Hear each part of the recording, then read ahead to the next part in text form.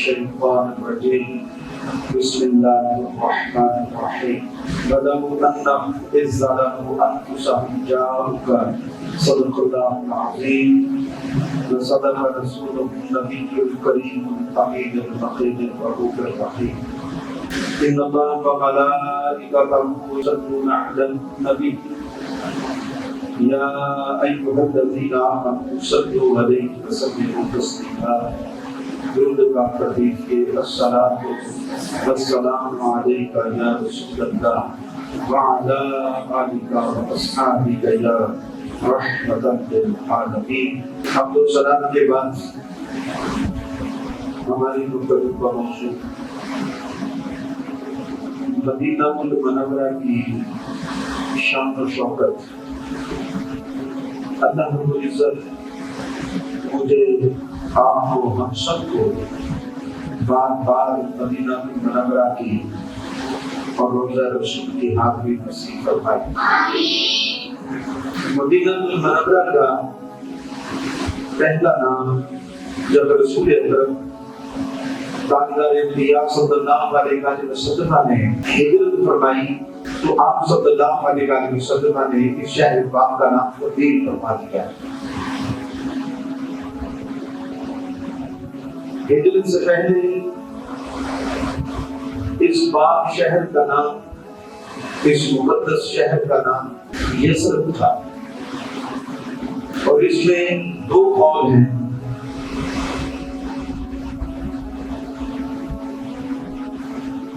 کہ یثرب ایک ظالم انسان کا نام تھا، ایک ظالم انسان تھا، انتہائی انسان اور ظلم کرنے والا ایک آدمی تھا، اور اس آدمی کے نام، اس کا نام تھا یثرب، اور اس کے نام سے اس شہر کا نام پڑا تھا یثرب۔ دوسرا قول یہ ہے کہ جس میں مشرکین نے بتوں کے نام رکھے تھے، نام عزا تھا، اس میں دیگر نام تھے بتوں کے۔ اسی طرح ایک بت کا نام تھا یثرب، اور اس بت کے نام پر اس شہر کا نام رکھا گیا۔ اور یثرب کا معنی ہے تفریق ڈالنے والا، نفرتیں ڈالنے والا، دوریاں پیدا کرنے والا۔ تو آپ صلی اللہ علیہ وسلم کا معمول تھا کسی بھی انسان کا نام، کسی بھی شہر کا نام، کسی چیز کا نام، کسی شہر کا نام اگر الٹ ہوتا، بے معنی ہوتا یا اس کا معنی غلط ہوتا تو آپ صلی اللہ علیہ وسلم اس کا نام تبدیل فرما دیا کرتے تھے۔ آپ صلی اللہ علیہ وسلم نے جب اس شہر پاک میں قدم رکھا تو آپ صلی اللہ علیہ وسلم نے فرمایا اب یہ یثرب نہیں رہا، اب یہ طیبہ یعنی طیبہ ہو گیا، پاک ہو گیا۔ بولیے کیا ہو گیا ہے؟ طیبہ، طیبہ، پاک ہو گیا ہے۔ تو پھر یہ مدینہ منورہ، مدینہ طیبہ، اس کا نام مشہور ہو گیا۔ آپ صلی اللہ علیہ وسلم نے اس کا مدینہ طیبہ نام رکھا۔ تو لہذا اب کسی بھی مسلمان کو یہ جائز نہیں کہ جو ہمارے پیارے محبوب صلی اللہ علیہ وسلم نے جس نام سے نفرت کی ہو ہم اس نام سے اتاریں، اور جس نام کو اللہ کے محبوب صلی اللہ علیہ وسلم نے پسند کیا ہو تو ہم اس نام کو پسند نہ کریں۔ لہذا اب ہمیشہ جب بھی ہم اس شہر پاک کا نام پکاریں تو ہمیں مدینہ طیبہ، مدینہ شریف، مدینہ منورہ اور مدینہ پاک کہہ کر اس شہر مقدس کا نام لینا چاہیے۔ اور امام بخاری نے تو اپنی تاریخ کے اندر یہاں تک نقل کیا ہے، اور کہ جو شخص اس پاک شہر کا نام یثرب لیتا ہے تو اس کے نامہ اعمال میں ایک خطا لکھی جائے گی. جس نے مدینہ پاک کا نام یثرب دیا اس کے نامہ اعمال میں ایک گناہ لکھا جائے گا. تو لہذا کبھی بھی اس پاک شہر کو یثرب کے نام سے نہ پکاریں، ہمیشہ اس پاک شہر کا نام مدینہ طیبہ، مدینہ منورہ، مدینہ پاک، مدینہ شریف کہہ کر اس پاک شہر کو پکاریں. ہمارے یہاں پر ایک نعت بھی پڑھی جاتی ہوتی تھی، اب بھی بعض جگہوں پر پڑھی جاتی ہے، شاہ مدینہ شاہ مدینہ یثرب کے وادی سارے نبی تیرے در کے سواری. جب یہ لفظ یہاں پر یثرب آئے تو آپ یثرب لفظ نہ بولیں، آپ بولیں کہ شاہ مدینہ شاہ مدینہ مدینہ کے وادی سارے نبی تیرے در کے سواری کہنے تو کوئی حرج نہیں ہے. تو لہذا یثرب کبھی بھی نہ کہیں. غرض کر رہا تھا امام بخاری نے اپنی تاریخ کے اندر ذکر کیا کہ جو شخص اگر اس شہر پاک کو یثرب کہتا ہے تو اس کو اس کا کفارہ ادا کرنا ہوگا. اور فرماتے ہیں اس کا کفارہ یہ ہے کہ جس شخص نے ایک دفعہ یثرب کہا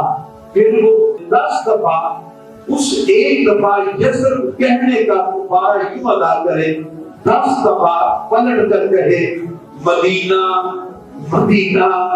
مدینہ مدینہ مدینہ مدینہ مدینہ مدینہ مدینہ مدینہ. 10 دفعہ وہ پلٹ کر بار بار مدینہ مدینہ مدینہ کہے. اگر اس نے ایک دفعہ کہا 10 دفعہ کہے، 2 دفعہ کہا 20 دفعہ مدینہ مدینہ کہے،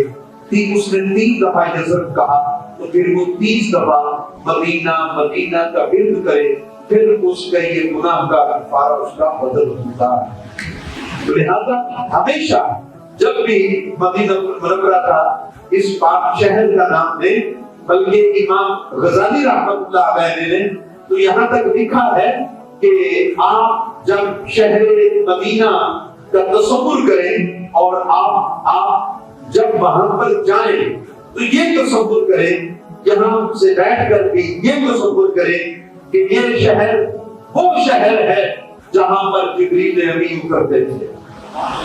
مدینہ طیبہ وہ شہر ہے، مدینہ منورہ وہ شہر ہے جہاں پر میرے محبوب صلی اللہ علیہ وسلم چلا کرتے تھے. یہ وہ شہر ہے جہاں کی گلیوں نے رسول پاک صلی اللہ علیہ وسلم کے قدمین شریفین کو چوما ہے. آپ یہ تصور کریں یہ وہ گلیاں ہیں، یہ وہ بازار ہیں، یہ وہ مسجد ہے جہاں پر رسول پاک صلی اللہ علیہ وسلم اس مسجد پہ بیٹھا کرتے تھے، جہاں صحابہ حضور کی خدمت میں حضور کی زیارت سے محظوظ ہوا کرتے تھے. یہ وہ شہر ہے. اس تصور کے ساتھ اس شہر کی یادوں کو اپنے دماغ کے اندر امام غزالی رحمۃ اللہ علیہ فرماتے ہیں یوں بٹھائیں کہ اس کی مدینہ پاک کے اندر محبوب پاک صلی اللہ علیہ وسلم کی ان اداؤں کو یاد رکھ کے پھر شہر مدینہ کو یاد کیا کریں کہ وہ شہر پاک ہے. اور یہ مدینہ پاک وہ شہر ہے جہاں پر 70,000 فرشتے ہر صبح، 70,000 فرشتے ہر شام اس کی زیارت کے لیے حاضر ہوتے ہیں. اور پھر رسول پاک سرور کون مقام صلی اللہ علیہ وسلم نے اس شہر مدینہ کے متعلق یوں فرمایا کہ ہر شہر تلوار سے بھرا ہوا تھا. حضور فرماتے ہیں کہ مدینہ شہر ایسا ہے جو قرآن سے فتح ہوا ہے، یعنی پیار کے ساتھ، محبت کے ساتھ، اخلاق کے ساتھ اور قرآن کے ساتھ یہ فتح ہوا. یہ ایسا پاک شہر ہے، یہ ایسی پاک زمین ہے جس طرح مکہ مکرمہ کی حدود حرم ہے، اور وہاں پر جھگڑنا منع، وہاں کے درخت کاٹنا منع۔ اسی طرح رسول پاک سید الانبیاء محبوب کبریا حضرت محمد مصطفیٰ صلی اللہ علیہ وآلہ وسلم نے مدینہ المنورہ کی حدود مقرر کی اور فرمایا کہ یہاں پر جھگڑنا منع، یہاں پر درختوں کو کاٹنا منع۔ اسی طرح رسول پاک صلی اللہ علیہ وسلم نے مدینہ المنورہ کی بھی شان اور عظمت کو بیان فرمایا، بلکہ حضرت انس رضی اللہ تعالی عنہ روایت کرتے ہیں کہ سید الانبیاء محبوب کبریا حضرت محمد مصطفیٰ صلی اللہ علیہ وسلم مدینہ المنورہ کے لیے دعا کیا کرتے تھے، اور دعا کیا کرتے تھے، سنیے اپنے ایمان کو تازہ کیجیے۔ آپ صلی اللہ علیہ وسلم جو مدینہ کے لیے دعا فرماتے ہیں، اللہم اجعل بالمدینہ ضعفی ما جعلت بمکہ من البرکۃ، اے اللہ جتنی برکتیں تو نے مکہ میں رکھی ہیں، اے اللہ اس سے دگنی برکتیں اے اللہ میرے شہر مدینہ میں نازل فرما دے۔ اب بتائیے گا کہ اگر مکہ میں ایک برکت نازل ہوتی ہے تو پھر مدینہ رسول میں رسول پاک صلی اللہ علیہ وسلم کے اس شہر پاک میں 2 گنا رحمت نازل ہوتی ہے۔ تو رسول پاک صلی اللہ علیہ وسلم نے فرمایا کہ ان الایمان یارجو الی المدینہ کما تارک الحیۃ الی الحجرها، کہ ایمان مدینہ کی طرف ایسا کھینچ کر آتا ہے، ایمان اس طرح کھینچتا ہے، ایمان کو مدینہ اس طرح کھینچتا ہے، اور ایمان دوڑ کر مدینے میں اس طرح آتا ہے جس طرح سانپ اپنے سوراخ میں پلٹ کر جاتا ہے۔ اب پتہ یہ چلا کہ یہ مومنوں کی، ایمان والوں کی پناہ گاہ ہے، آباد گاہ ہے، رہائش گاہ ہے۔ مومن بھاگ کر مدینہ کی طرف اس طرح جاتا ہے جس طرح سانپ اپنے سوراخ کی طرف جاتا ہے۔ پھر سید الانبیاء محبوب کبریا حضرت محمد مصطفیٰ احمد یمن کی مٹی میں اللہ نے شفا رکھی ہے۔ حضرت اماں عائشہ صدیقہ رضی اللہ تعالی عنہا روایت کرتی ہیں جب کوئی بیمار حضور کی بارگاہ پہ آتا تو آپ صلی اللہ علیہ وسلم اپنی انگشت مبارکہ کو، آپ انگلی مبارکہ کو اپنے ہونٹوں سے لگاتے، اس کو ناب دہن لگاتے، خوب مبارک لگاتے، ناب دہن لگا کر مدینہ کی مٹی پر جو انگلی رکھ کر مریض کے ہونٹوں پر لگا دیتے۔ اللہ اور حضور فرماتے اللہ نے مدینے کی مٹی میں شفا رکھی ہے، اللہ تعالیٰ نے شفا عطا فرمائے۔ یہ تو شہر مدینہ ہے۔ اور سید الانبیاء محبوب کبریا حضرت محمد مصطفیٰ احمد مصطفیٰ حضرت محمد مصطفیٰ صلی اللہ علیہ وسلم کا ایک ارشاد نقل کرتے ہیں۔ حضرت عبداللہ بن عمر رضی اللہ تعالیٰ عنہ کہتے ہیں کہ رسول پاک صلی اللہ علیہ وسلم نے فرمایا من استطاع ان يموت بالمدینہ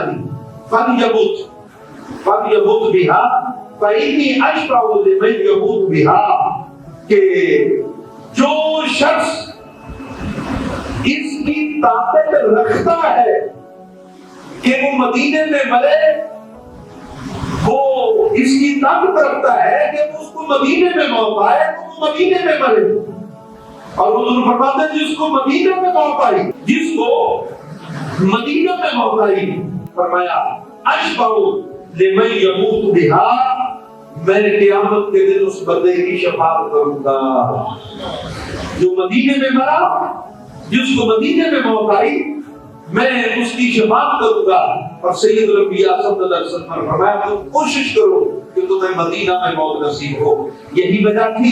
کہ حضرت سیدنا عمر بن خطاب رضی اللہ عنہ جیسی عظیم ہستیاں یہ دعا مانگا کرتی تھی، اللہم ارزقنی شہادت فی سبیلک واجعل موتی ببلد رسولک، اے اللہ مجھے شہادت کی موت دے اور مجھے موت بھی مدینہ رسول میں دے، شہر رسول میں دے۔ اے اللہ مجھے شہادت کی موت دے اور شہر رسول میں منتصب ہوئے۔ اس لیے وہ جانتے تھے کہ مدینہ المنورہ کی عظمت کیا ہے، وہ جانتے تھے کہ مدینہ المنورہ کی شان کیا ہے۔ اور یہاں پر افسوس، سخت افسوس، ہزار بار افسوس ان بھائیوں پر، ان مسلمانوں پر جو حج کی ٹریننگ دیتے ہوئے لوگوں کو یہ وصیت کرتے ہیں کہ تم نے حج کرنے کی نیت سے جانا ہے، تم نے عمرہ کی نیت سے جانا ہے، تم نے مدینہ پاک کی زیارت کی نیت نہیں کرنی ہے۔ تم حج عمرہ کرنے تو جاؤ، روضہ رسول صلی اللہ علیہ وسلم کی زیارت کی نیت کر کے نہ جانا شرک ہو جائے گا، ہوتا ہے یہ گناہ ہو جائے گا۔ یاد رکھو، ایسے لوگوں کی باتوں میں کبھی نہیں آنا، بلکہ صرف آپ اپنے گھر سے اس نیت سے جاتے ہیں کہ میں مدینہ پاک جاؤں گا، نبی پاک علیہ السلام کے روضہ پاک پر حاضری دوں گا،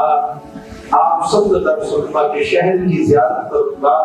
یہ نیت کر کے جانا بھی اسلاف کا وتیرہ رہا اور یہ سنت صحابہ ہے۔ وہ یہ کیا ہے؟ بلند سے بولیے، سنت صحابہ ہے۔ اور وہ دربار رسول کی مدینہ پاک کی حاضری کی نیت کرنے کو عظیم نیکی سمجھتے تھے اور اہل عبادتوں میں اس کو بھی عبادت سمجھتے تھے۔ حضرت سیدنا فاروق اعظم رضی اللہ تعالیٰ عنہ نے جب ملک شام کو فتح کیا، لشکر کشی کی، اللہ تعالیٰ نے مسلمانوں کو فتح عطا فرمائی اور شام فتح ہوا، قبلہ اول بیت المقدس جب آزاد ہوا تو حضرت کعب احبار رضی اللہ تعالیٰ جب مسلمان ہوئے، یہ بہت بڑے یہودی عالم تھے اور بڑے چوٹی کے عالم تھے۔ مسلمان ہونے پر حضرت امیر المومنین خلیفۃ المسلمین رضی اللہ تعالیٰ کو بہت خوشی ہوئی۔ حضرت فاروق اعظم نے حضرت کعب احبار رضی اللہ تعالیٰ عنہ سے فرمایا کہ کعب، ایک ہمیں مسجد اقصی کے اور ملک شام کے فتح ہونے کی ہمیں خوشی ہے، اور دوسری خوشی یہ ہے، اس کے ساتھ ایک خوشی یہ بھی ہے کہ کعب احبار جیسا اتنا بڑا یہودی عالم وہ اسلام کے اندر داخل ہوا، میں چاہتا ہوں تو میرے ساتھ شام سے مدینہ پاک کا سفر کر اور دربار رسول پر میرے ساتھ حاضری دے، کہ میرے ساتھ روضہ رسول پر حاضری دے۔ اور حضرت کعب احبار نے حضرت فاروق اعظم رضی اللہ تعالیٰ عنہ کی اس خواہش کو پورا کیا اور فرمایا میں تیار ہوں، ملک شام سے، فلسطین سے، بیت المقدس سے، مسجد اقصی سے صرف اور صرف حج نہیں، عمرہ نہیں، اس نیت سے چلے کہ ہم دربار رسول پر حاضر ہوں گے اور مصطفیٰ کریم صلی اللہ علیہ وسلم کی بارگاہ میں سلام عرض کریں گے۔ اس نیت سے سفر کیا۔ حضرت سیدنا فاروق اعظم رضی اللہ تعالیٰ عنہ کا عقیدہ تھا کہ جس طرح مکہ مکرمہ کی حج، جس طرح بیت اللہ کی زیارت کی نیت کر کے سفر کرنا عبادت ہے، مکے کا سفر کرنا عبادت، اسی طرح مدینہ کا سفر کرنا عبادت، جس طرح بیت اللہ کی زیارت کے لیے جانا عبادت، اسی طرح رسول اللہ کی زیارت کے لیے، روضہ رسول کی زیارت کے لیے بھی جانا عبادت۔ حضرت فاروق اعظم کا یہ عقیدہ اور نظریہ تھا اور آپ جانتے تھے، فرمایا کہ کام تو میرے ساتھ سفر کر، روضہ رسول پر حاضری دے۔ حضرت فاروق اعظم کا یہ عقیدہ تھا کہ مصطفیٰ کریم صلی اللہ علیہ وسلم اپنی قبر مبارکہ کے اندر زندہ ہیں، حیات ہیں اور اپنے غلاموں کو دیکھ رہے ہیں۔ یہی وجہ تھی کہ حضرت فاروق اعظم رضی اللہ عنہ حضرت کعب بن احبار حضرت کعب احبار رضی اللہ عنہ اپنے ساتھ روزہ رسول پر حاضری دلوائی. اور حضرت کون نہیں جانتا حضرت سیدنا بلال حبشی رضی اللہ تعالی عنہ نبی پاک علیہ السلام کی وصال مبارک کے بعد حضور کی جدائی پہ مدینہ چھوڑ کر چلے گئے شام میں. رسول پاک صلی اللہ علیہ وسلم کی زیارت ہوتی ہے حضرت سیدنا بلال حبشی کو اور فرمایا بلال کیا وہ ہم سے ناراض ہو گیا ہے کہ تو مدینہ چھوڑ آیا ہے اور ان کے سامنے آ گیا ہے. حضرت بلال فوراً پھر روتے ہوئے اسی وقت حضرت سیدنا بلال حبشی رضی اللہ تعالی عنہ نے ملک شام سے مدینہ المنورہ کا محض سفر شریعت سے کیا کہ میں دربار رسول صلی اللہ علیہ وسلم پر حاضری اور کتنے صحابہ نے سفر کیے.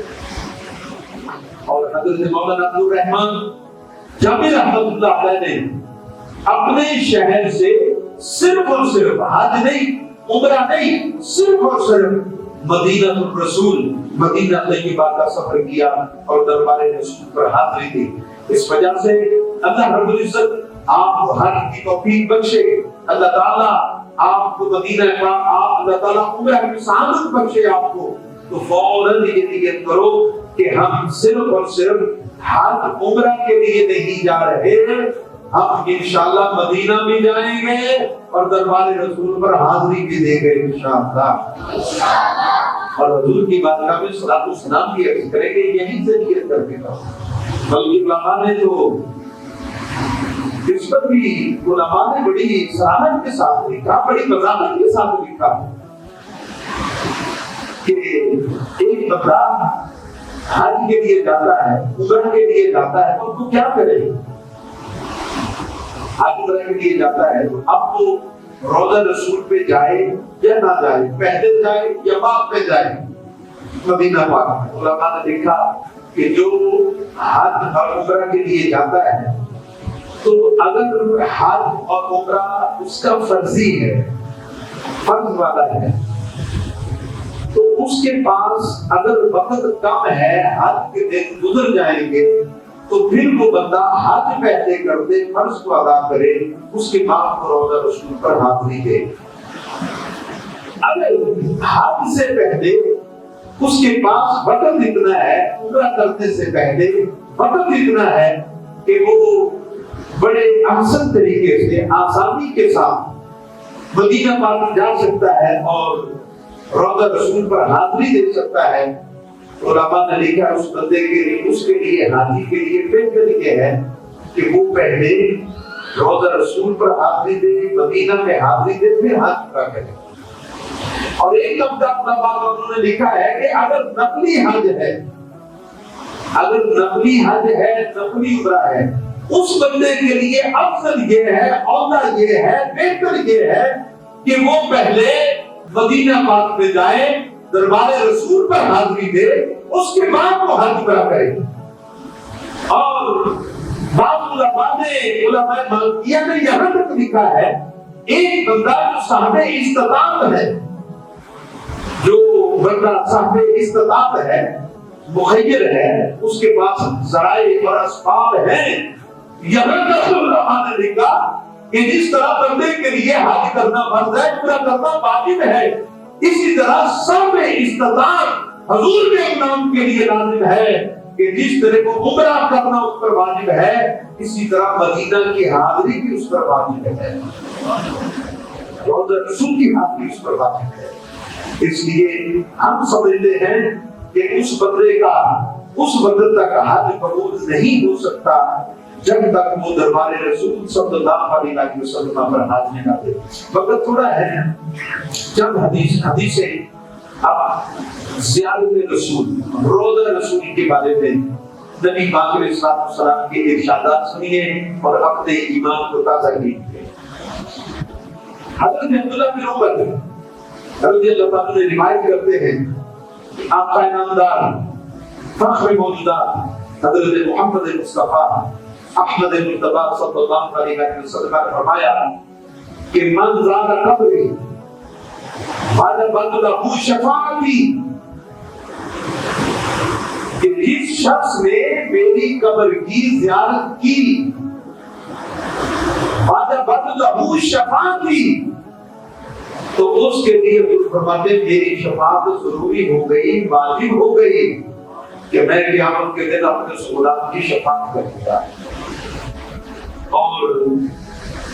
دوسری حدیث مبارکہ آپ صلی اللہ علیہ وسلم نے فرمایا من جاءنی زائرا لا یهمه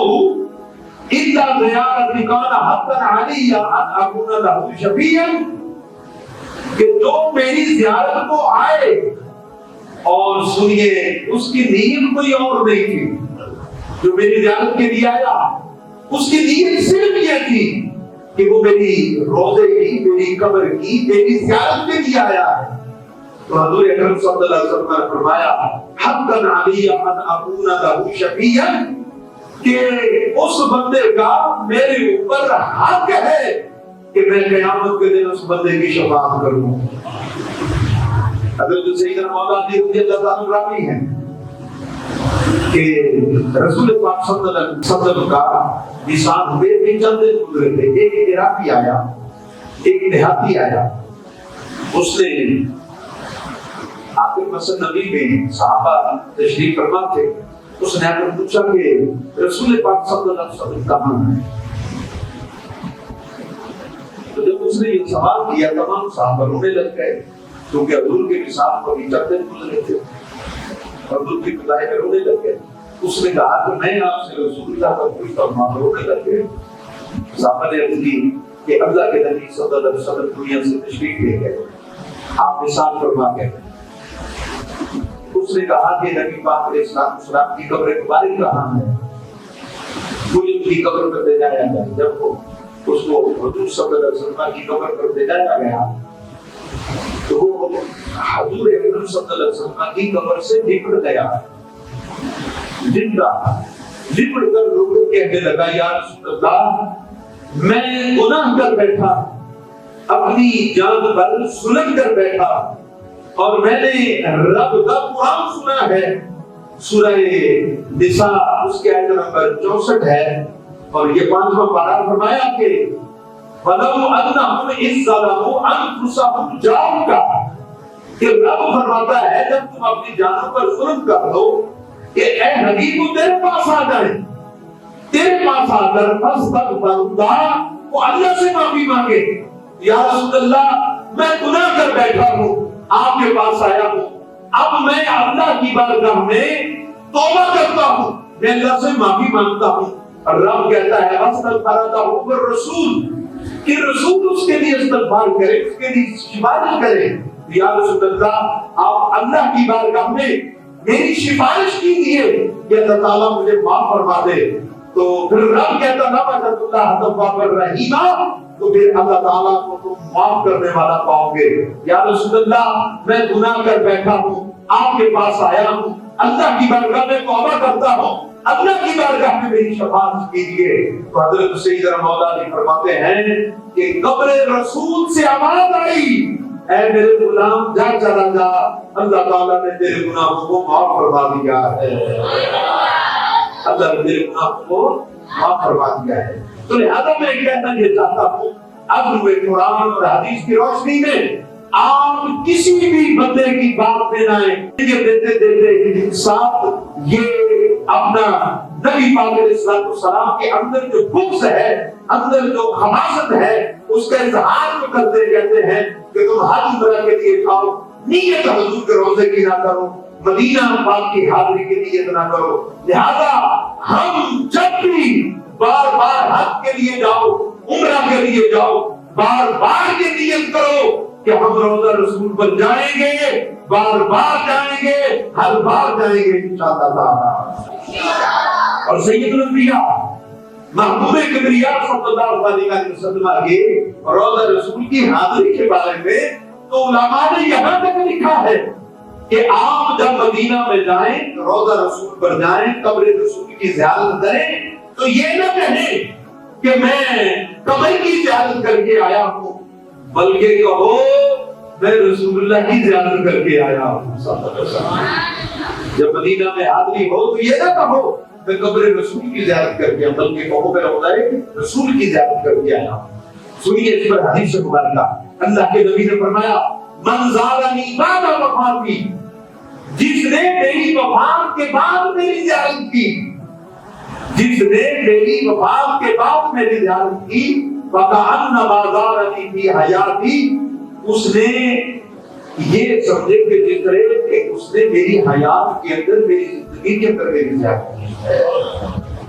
اب اس حدیث سے پتہ چلا جب بھی آپ روضہ رسول پہ جائیں تو کہا کریں میں رسول اللہ کی زیارت کر کے آیا، اللہ کے نبی سے مل کے آیا، اپنے محبوب سے مل کے آیا۔ اور آخری حدیث عرض کرتا ہوں، سید یہ جو لوگ کہتے ہیں کہ تم روضہ رسول پہ نہ جاؤ، حج کرو، عمرہ کرو، اگر تمہارے پاس ٹائم ہے تو مسجد نبوی کی زیارت کی نیت سے جاؤ، روضہ رسول کی زیارت کی نیت سے نہ جاؤ، ورنہ تم گنہگار ہو جاؤ گے۔ یہ بہتان مانتے ہیں اور یہ قرآن حدیث کے خلاف بات کرتے ہیں۔ اللہ کے رسول حضرت محبوب کبریا محمد مصطفیٰ احمد مصطفیٰ حضرت محمد مصطفیٰ صلی اللہ علیہ وسلم نے فرمایا من حج البیت، جس نے حج کیا، ولم یزرنی، اور اس نے میری زیارت نہ کی،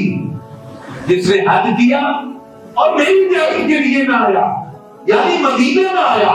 روضہ رسول پہ نہ آیا، تو حضور فرماتے ہیں فقط جفانی، اس نے میں محمد پر جفا کیا۔ یہی وجہ تھی